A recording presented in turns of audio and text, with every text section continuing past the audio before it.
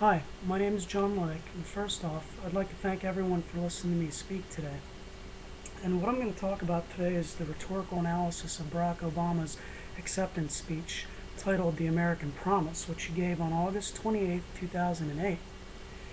An analysis of this type of speech is an excellent resource in evaluating a presidential candidate, and through this analysis, I'm hoping to encourage voters in this upcoming election and future ones to be able to look more critically at what each candidate brings to the table, regardless of political affiliation, because most voters tend to vote along party lines without giving much consideration to the alternative. And it's easy to see what the rhetorical situation of this particular speech is, which is of Barack Obama at the Democratic National Convention as he accepts his party's nomination. And I'm going to talk about this particular speech in this order: the occasion, speaker, audience, and the speech itself. Now let's begin the analysis by beginning with the occasion. This speech combines all three speech occasions, although it's primarily meant to be a ceremonial speech, as Obama winning and accepting the Democratic nomination, which he does this right at the beginning of the speech. It's forensic due to Obama's harsh criticism of President Bush, and in quoting Obama, he stated, "These challenges are not all of government's making, but the failure to respond is a direct result of a broken politics in Washington and the failed policies of George W. Bush. In America, we are better than the last 8 years." This speech is also deliberative in that Obama gives his plan for the direction he wants to lead America in if he's elected president.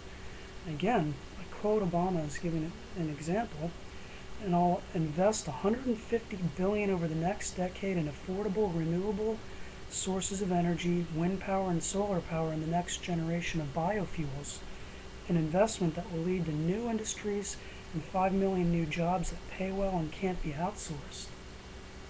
Next, I'm going to talk about Barack Obama himself, the speaker. Obama is most known and is considered a great orator and a man of charisma. Proof of this is the large crowds that he's been drawing nearly every time he speaks. And a good example of this is when he came to State College, spoke on Old Main Lawn, and drew about an estimated 22,000 speakers. And according to a Gallup poll found at Gallup.com under election 2008, Obama's current favorability rating is at 62%, which is pretty high. Considering all this together, Obama, you gotta say, has a very positive ethos. And third, I'd like to talk about the audience Obama is addressing in this speech. All presidential hopefuls are really trying to speak to a wide audience, and basically every citizen of the United States is their primary audience. But he also singled out some of his supporters, which were Chairman Dean, Dick Durbin, his immediate family, grandmother, of course all Democratic Party members, and even Bill and Hillary Clinton. And as far as voting is concerned, according to another Gallup poll at Gallup.com under the headline "Candidate Support by Political Parties," shows that Democrats are at 88% and Republicans at 88%, proving that the vast majority of voters are going to vote along party lines. And last in the line of rhetorical situation, I'm going to evaluate Obama's acceptance speech itself, which he had four main intents of this acceptance speech, which is accepting his party's nomination, and the well-known fact that he's been trying to link President Bush and Republican nominee John McCain.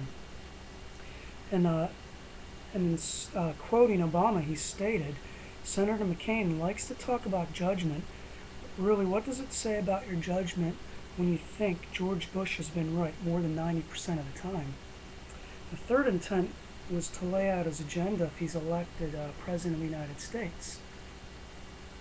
And the fourth intent is just really to get out a message of hope. And then evaluating Obama's speech. It was a well-written speech, and I think his performance was excellent, as he was very confident and passionate. And he gave people a good feeling for who he is because when he spoke about his grandmother teaching him how to do hard work, and that how she sacrificed so that he could lead a better life. It seemed that he really covered every issue at hand. He also did a masterful job at making himself out to not be leading a negative campaign, as when he mentioned John McCain in my last quote here. Let there be no doubt the Republican nominee, John McCain, has worn the uniform of our country with bravery and distinction, and for that we owe him our gratitude and our respect. He even ended this speech by quoting Martin Luther King, basically comparing himself to him. But overall, I'd have to say that Obama really gave a pretty moving speech. And in summation of this speech, it covered all categories of the speech occasion. Obama had a positive ethos. His audience was his supporters, his family, and all the American citizens. And he gave a very resounding speech. And before I end my speech, I'd like to give voters 3 suggestions that will help anyone especially those that are undecided voters, in responsibly choosing the next president. First, voters have to decide what you want in a president, basically by looking at their personal attributes. And second, voters got to learn about the candidate's leadership and decision-making abilities. And this can easily be done by looking up what a candidate has voted for while in office. Finally, voters got to evaluate where each candidate stands on a particular issue, and basically evaluating how